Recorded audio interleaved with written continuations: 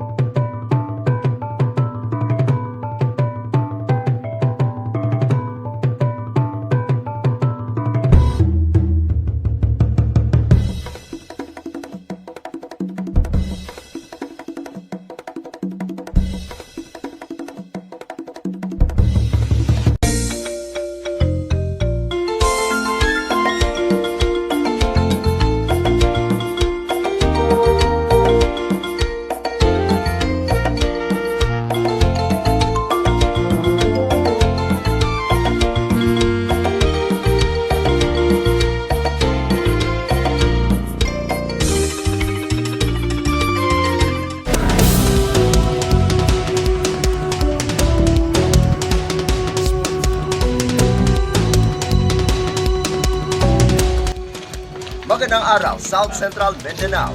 Narito na mga pangunahing balita sa Soccer Gen Headliners ngayong Agosto 21, taon 2023. Jensen Mayor Pacquiao pinangakong isang mapagkakatiwalaang pamahalaan sa kanyang State of the City address. Narito ang ulat. We will strive to become a government that is trusted by the people and a hard-working office that every generals deserve.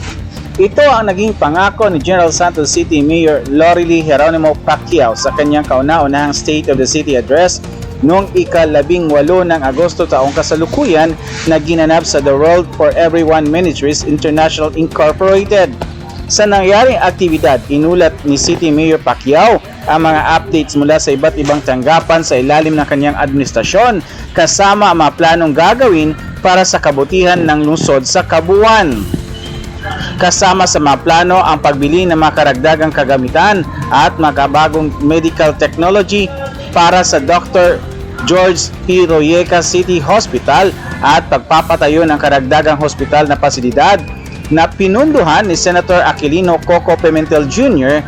na nagkakahalagang 100 million pesos.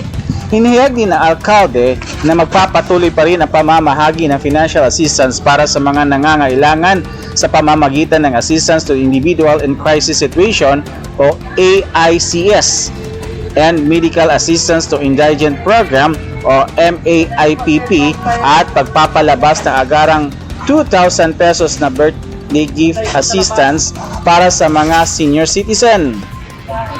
Maliban dito, inihayag din ni Mayor Pacquiao ang pagpapatayo ng molengke sa lungsod sa pamamagitan ng pakikipagtulungan sa pagitan ng publiko at pribadong kumpanya.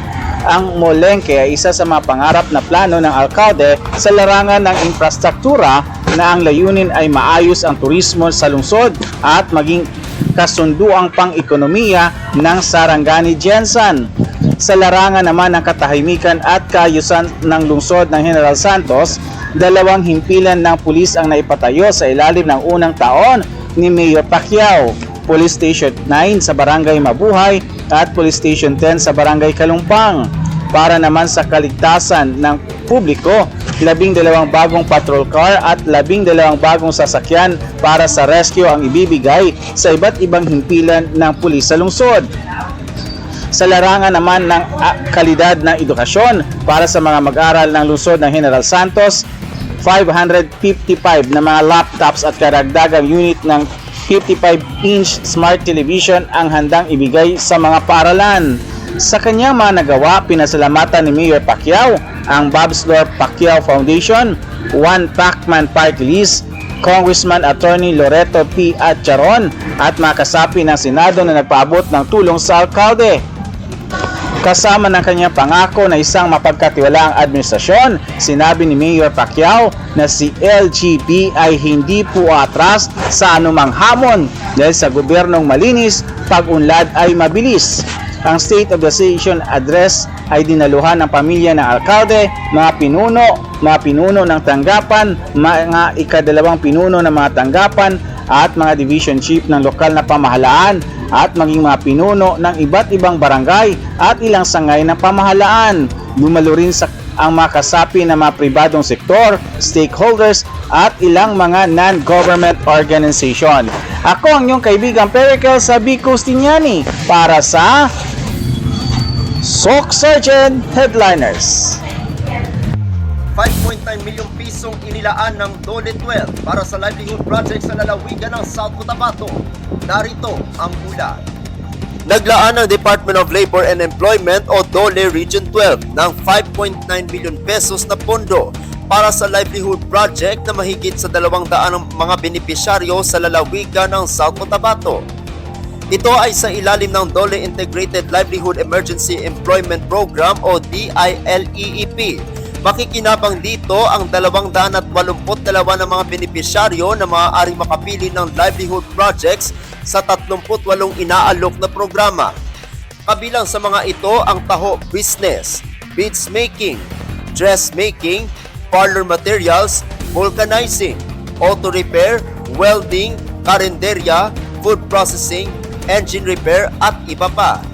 Ang mga interesadong individual o grupo ay maaaring magsumite sa Public Employment Service Office o PESO MH application form, business plan, certificate of residency, certificate of indigency, ID photo at sketch of residence.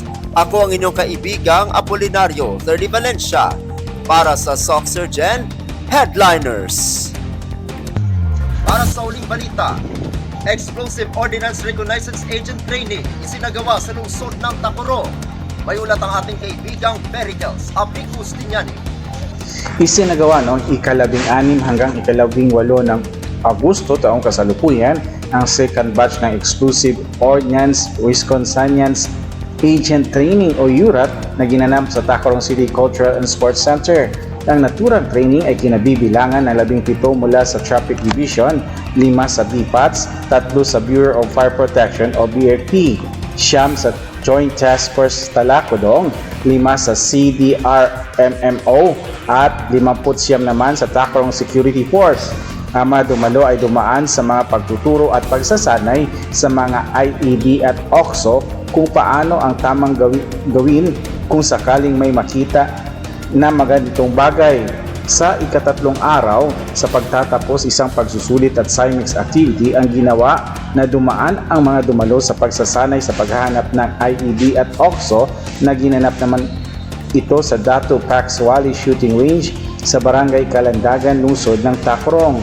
Ang 3 araw na aktibidad ay naging makabuluhan dahil sa mga kaalaman na nakuha ng mga dumalo para sa pangangalaga ng katahimikan at kaayusan ng lungsod at kabalikat ng mga kapulisan at kasundaluhan.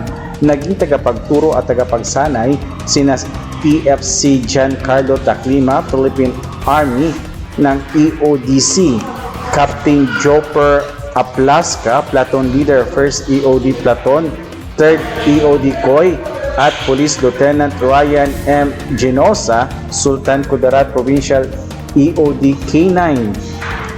Sa pagtatapos, dumalo naman si Police Captain JCP Hilangit, Deputy Chief of Police, bilang kinatawan ni Police Lieutenant Colonel Brian Bernardino, at nandoon din sa CSU Sergeant Tyron Araneta na kumatawan naman sa LGU Tacrong.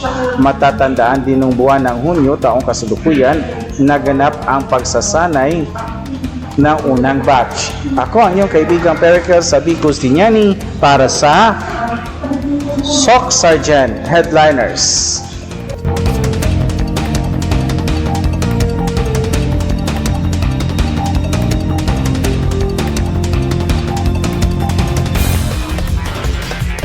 At yan ang kabuuan mga balita sa araw na ito. Mga balitang kailangan ninyong malaman, balitang walang kinakampihan, mga balitang totoo, mga balita may dalang aral at inspirasyon. Ito ang SOC Sergeant Headliners. Hanggang bukas, maraming salamat at magandang araw, kaibigan.